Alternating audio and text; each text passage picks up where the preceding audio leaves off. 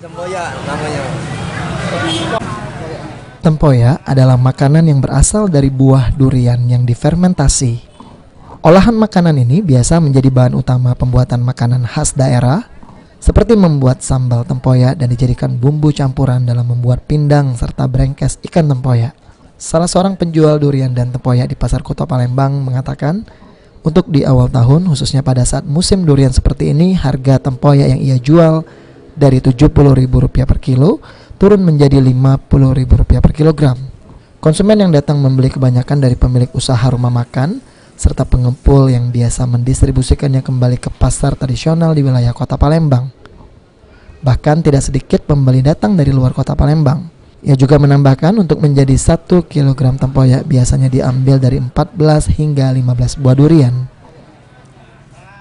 Sekarang mulai 60.000 1 kilo. Itu naik apa turun Pak di awal tahun ini? Kalau sudah pulang sama? Pertama dia itu 75.000 lah turun. Sekarang bisa baca 50. Bisa turun lagi tuh Pak. Iya 1 kilo. Sejak kapan turunnya Pak? Semenjak awal musim durian ini. Oh di awal tahun ini Iya. Pak? Di bulan-bulan ini lah dia turun. Pak dalam sekilo ini berapa durian bisa Pak? Iya 15 ikut. Palembang 15 durian lah. Jadi 1 kilo. Di kulit kan dia itu biji dibuang, yang busuknya dia kan. Itu.